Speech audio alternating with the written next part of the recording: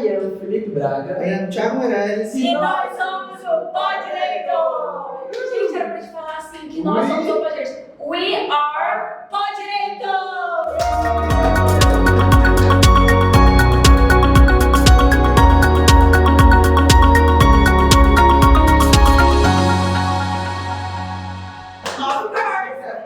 Gente, hoje a gente está com um convidado pra lá de especial, que é meu amigo, meu colega, meu best friend da UAB e também professor de inglês, né? Porque ele é americano, tá, gente? É um American man aqui do meu lado. Enfim, hoje ele veio aqui no podcast depois de eu tanto implorar pra esse homem estar aqui, que é o Alex Sarkis. Palmas pra ele. Ele é biscoiteiro, mas é uma honra mesmo tê-lo aqui conosco, tá, meu amigo? Realmente a gente vai tentar tirar tudo que esse homem tem de conhecimento aqui nos 30 minutos que a gente tem de entrevista. Mas, primeiro, quem é Alex Sarkis? Antes de quem é Alex Sarkis, obrigado pelo convite. Não teve nada de implorar, na verdade, implorar não é nada. Entendeu? Os bastidores aqui. Aí eu vou ter que juntar print. Vai ter que chama fulano, chama ele. E eu, rapaz, eu não vou nesse. Então, a honra é toda minha de estar aqui. Obrigado pelo convite. Alex Sarkis é um advogado brasileiro, como todos vocês aqui do Pó Direito, que iniciou lá atrás acreditando no ideal de que a advocacia é capaz de transformar verdadeiramente a vida das pessoas. Eu sempre tive, desde muito jovem, desde criança eu diria, o sonho de ser advogado. Isso foi alimentado porque eu tenho um pai que é muito estudioso, graças a Deus eu tive essa bênção, e o sonho do meu pai era fazer direito. E ele veio do exército de Manaus para Rondônia, em 1972, 70, alguma coisa assim. Não tinha faculdade de direito.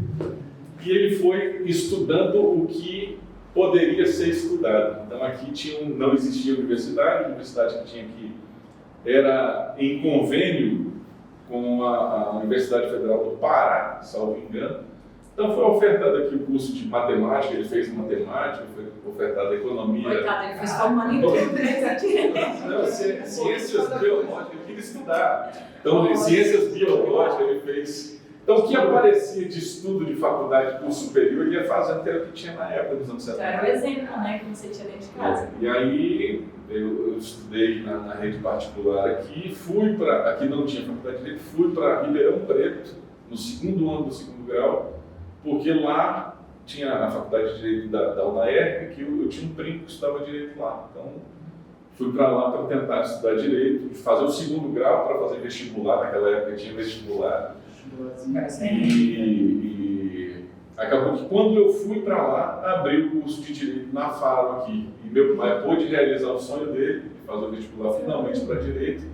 E eu voltei para terminar o segundo grau aqui e em seguida eu ingressei na Faro. Então meu pai era das primeiras turmas da Faro.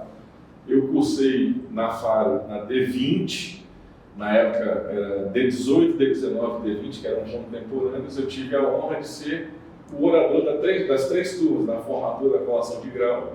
Unificaram as turmas para fazer uma só colação de grau, e as turmas tiveram que eleger um aluno que fosse o orador das três turmas. E eu tive o privilégio, me foi concedida a graça, pela generosidade dos meus colegas, talvez. Não, gente, agora eu vou falar um negócio. Inclusive, é um impasse que eu sempre tenho, esse negócio de fazer discurso e tudo mais. Eu fico sempre... E a oratória dele, a gente não é falando dos discursos dele, ele faz na hora, tá? E um dos discursos dele que mais me emocionaram foi uma vez que a gente estava fazendo entrega de credencial.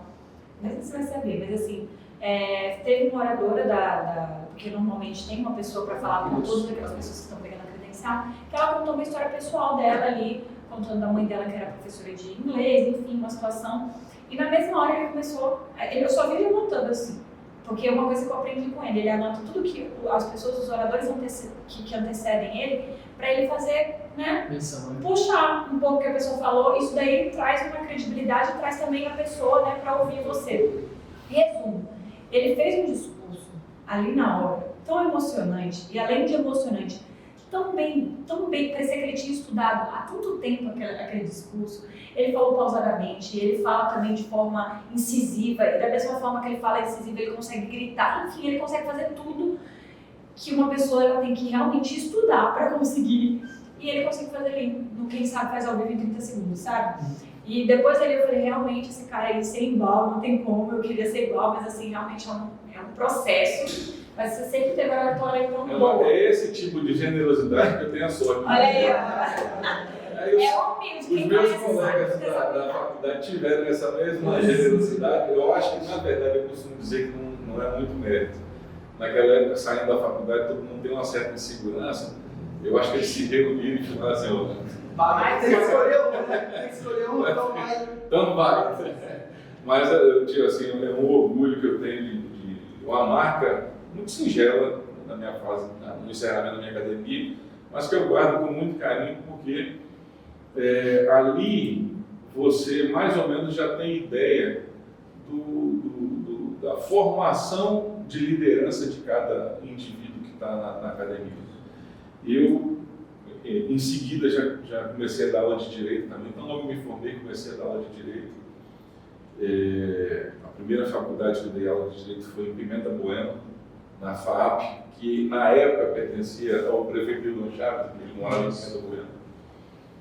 E desde quando eu comecei a dar aula, e eu sempre falei para os meus alunos, prestem atenção nesse período acadêmico.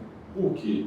Eu tenho um conceito muito claro que se nós nos predispusemos a falar aqui de sucesso na advocacia a princípio. Então, e eu falo para meus alunos, eu tenho um princípio de que a nossa carreira, o nosso sucesso, ele se inicia lá na faculdade, nos primeiros dias de aula.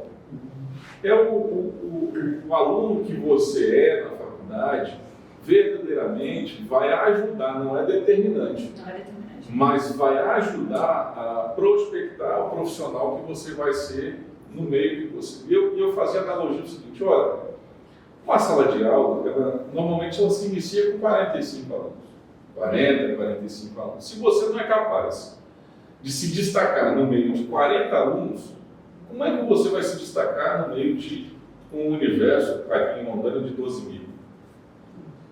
No Brasil, quase 1.400.000 advogados hoje. Então, é um preceito básico, matemático, científico, exato. A mínima obrigação que eu tenho é de me destacar naquele pequeno grupo de pessoas em que eu estou inserido. Segundo, se eu me destacar ali iniciam-se as minhas primeiras parcerias profissionais. E eu sou prova disso. Eu tive um bom desempenho acadêmico. Sempre fui um bom aluno. Na academia, na escola, nem tanto. Nem bagunceiro. Mas na academia, não sei se porque eu estava fazendo o que eu sempre quis, o que eu amo, o que eu amava. Eu sempre me dediquei muito aos estudos de Direito. E sempre chamei a atenção dos meus colegas de classe. Depois que nós nos formamos, cada um seguiu a sua vida profissional, não é incomum que até nos dias de hoje eu receba chamados de pessoas que estudaram comigo para estabelecer parcerias profissionais, porque firmaram lá na época da faculdade o conceito de que eu era um cara estudioso, um cara competente. Resumindo, o meu desempenho acadêmico me gera, até hoje, dinheiro. É verdade. E se você parar para pensar, a falta de empenho, talvez, que eles não me escutem, de alguns colegas que os obrigaram a procurar outro colega para auxiliá-lo, porque eles não foram, às vezes, capazes de desempenhar aquela missão, retiraram metade do que talvez eles pudessem ganhar. Então veja como o desempenho da faculdade precisa ser revisto pelos acadêmicos.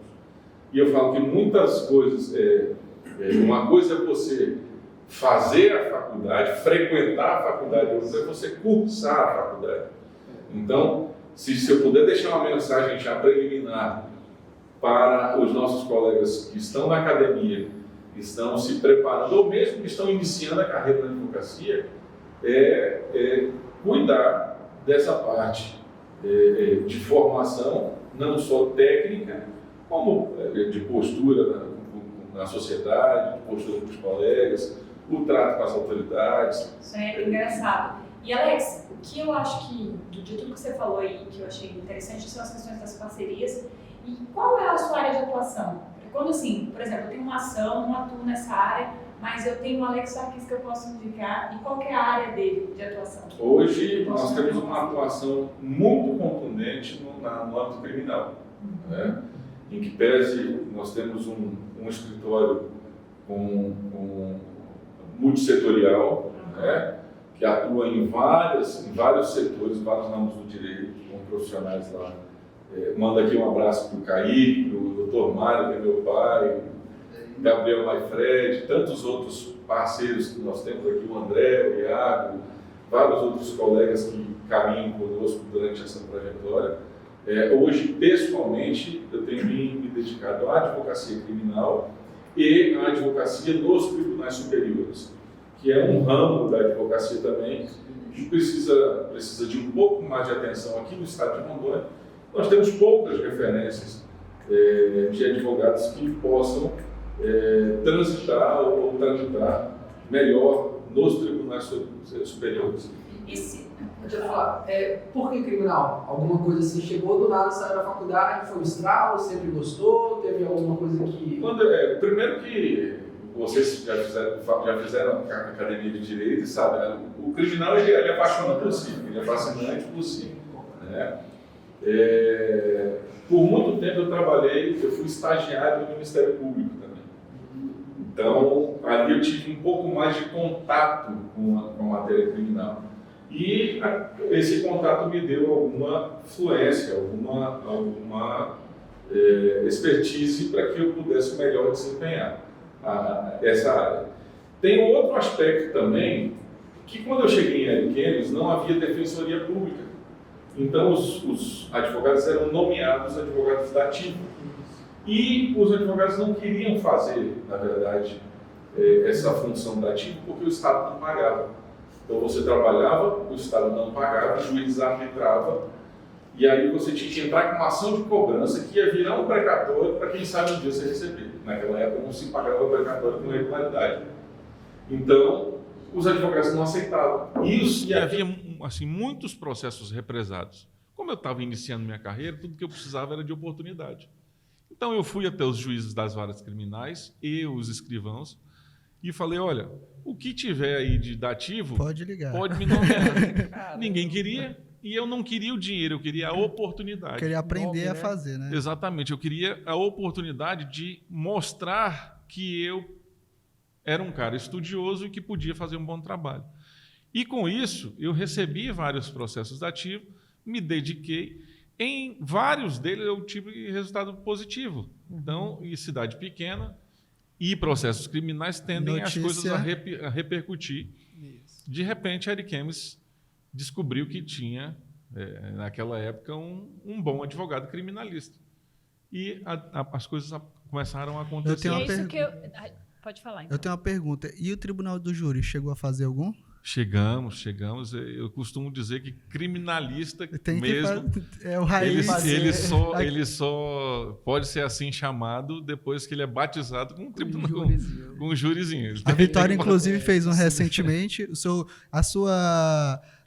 Teve algum que marcou na sua história, na advocacia? Tem. Agora, antes de falar isso, eu queria fazer um parêntese aqui. Nós precisamos definitivamente, principalmente na seara criminal, separar os advogados criminalistas dos criminais. Tem uma diferença. Tem? Tem vários advogados, e é normal, eu não estou fazendo distinção aqui e não há demérito, sim, mas tem vários advogados que se formam e não têm perspectiva, nem definiu uma perspectiva profissional. E por coincidência ou contingência, eles começam a assumir processos criminais. Esses são os advogados criminais. O criminalista, ele fez a opção por atuar na área criminal. Ele se especializou na área criminal. Ele se tornou ou está em vias de se tornar um cientista criminal, um filósofo criminal. E há diferença, e essa diferença precisa ser destacada. Porque, ao fim, você percebe, quando você ultrapassa essa barreira, você percebe que essa expertise técnica que é construída ao longo de muitos anos, de muito estudo, ela vai fazer diferença, inclusive, na valorização do seu trabalho. Ela vai fazer diferença no trato que você tem com as autoridades, porque o desembargador, o ministro, o juiz, ele vai perceber com quem filosoficamente ele está lidando. E isso que ele está falando, isso que o Alex está falando é o seguinte, não é porque se você ainda é um advogado criminal, você não vai conseguir ser um criminalista. Pelo contrário, você está no caminho.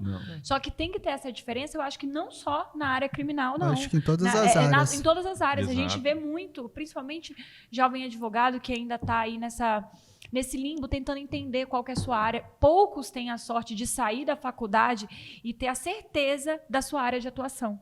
Mas quem teve essa oportunidade, beleza, ótimo, você já consegue se especializar desde já. Mas quem não consegue, infelizmente, vai passando por várias áreas. Até se encontrar. E tá quem tudo bem não também. faz, quem faz a opção do conhecimento empírico ali, eu vou aprender pelo dia a dia no processo. Depois eu vou identificar. Não significa que não terá sucesso. Não significa. Né? Mas você, como um criminalista, tem que fazer pela experiência que eu tenho, eu consigo agora pensar em uma grande quantidade de criminalistas que obtiveram sucesso e uma pouca quantidade de criminais que tiveram sucesso.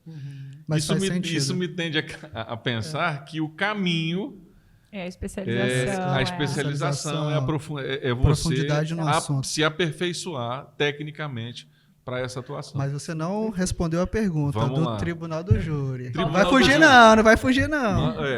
Eu comentava agora há pouco que eu não sei se essa marca ainda persiste, mas há muitos anos atrás eu fiz um júri de 4 dias e meio de julgamento, que naquela época os juízes e promotores que participaram desse processo disseram que foi o mais extenso do estado de Rondônia, inclusive mais extenso que o júri de Corumbiara, que foi feito aqui em Porto Velho. De Corumbiara foi 2 dias e meio de julgamento, alguma coisa assim.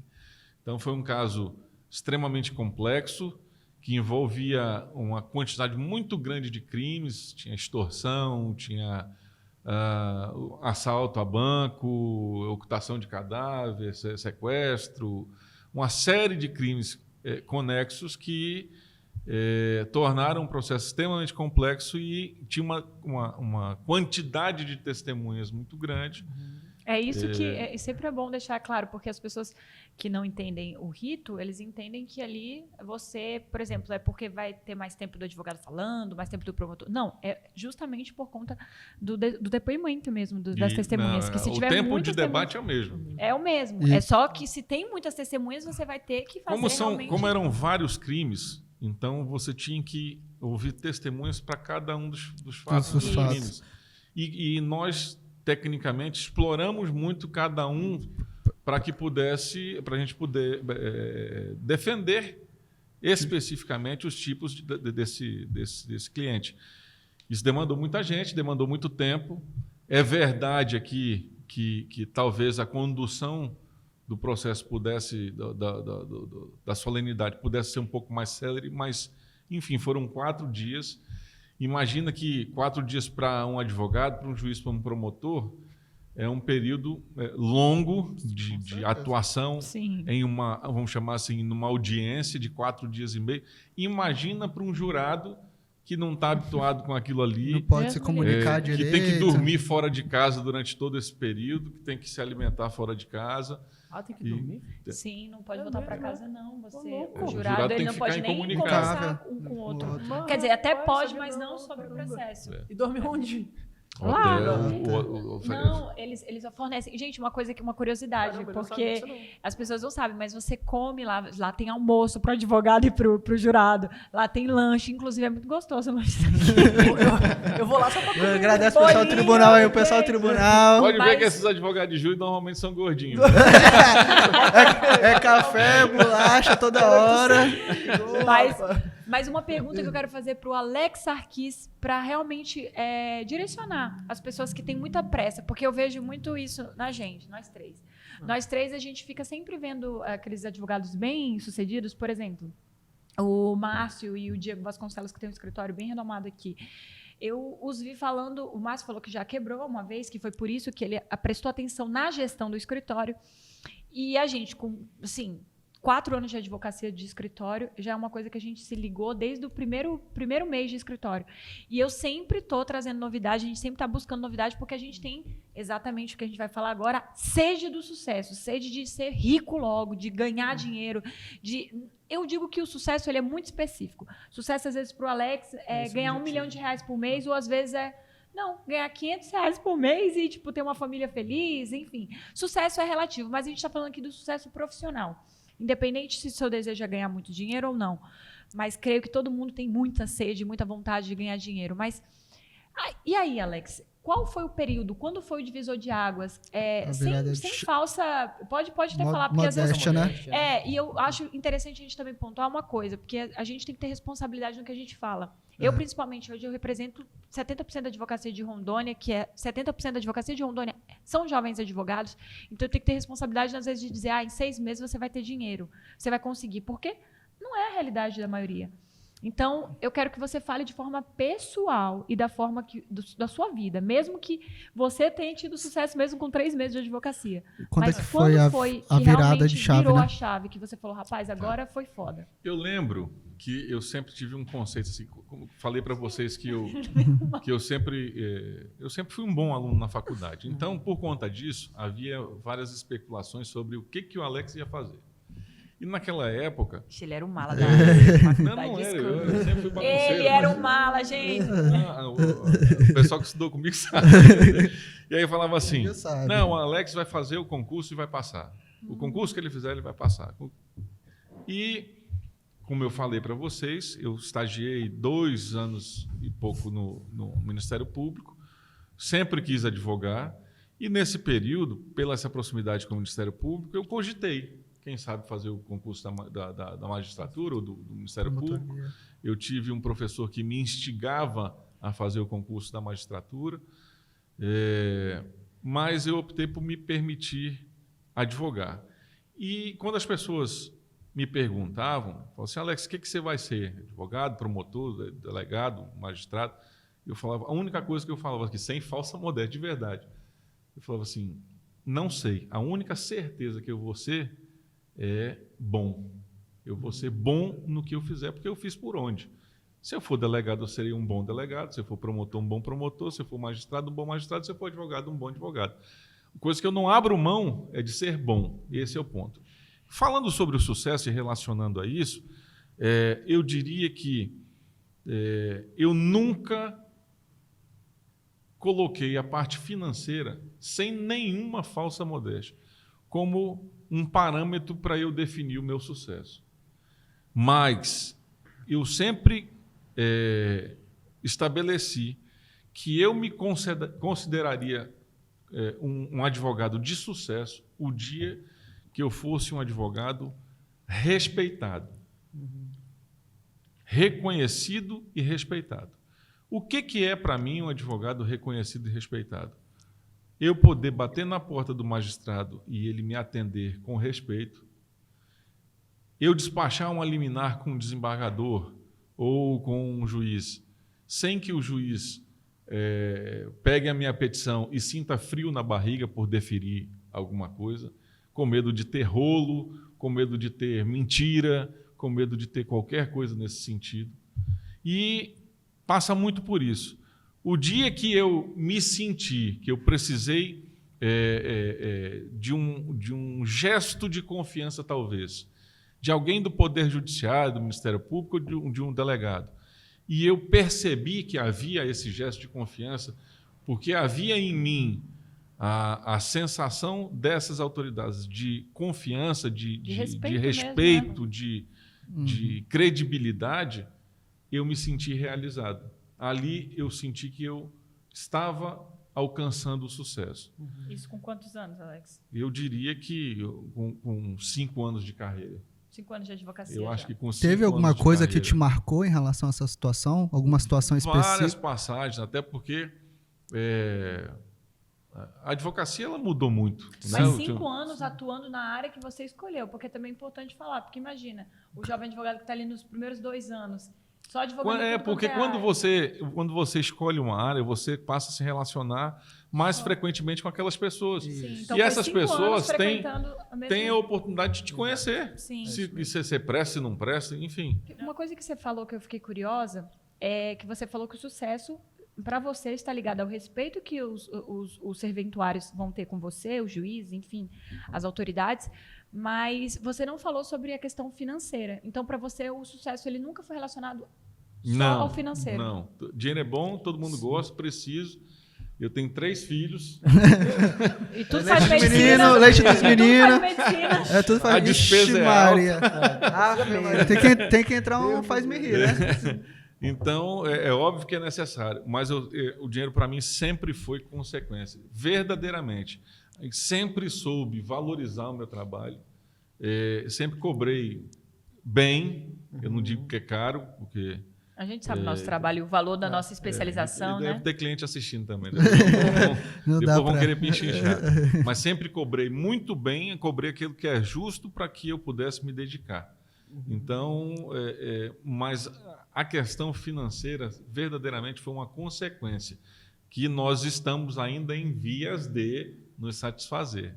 Aquele que se dá por satisfeito, ele corre um grande risco de cair no comodismo e o comodismo não é onde você quer estar, não né? combina com o nosso mundo atual. Nosso mundo atual ele é dinâmico, rápido, e ele engole o acomodado.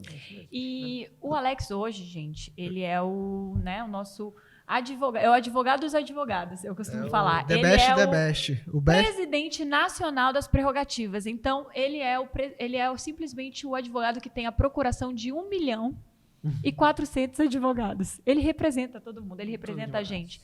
E é isso que eu quero saber. Se você já teve alguma violação, já foi violado de alguma forma, já foi violada as suas prerrogativas em alguma atuação sua. E a outra dúvida que eu tenho é, se não foi, ou se foi, eu também quero fazer outra pergunta.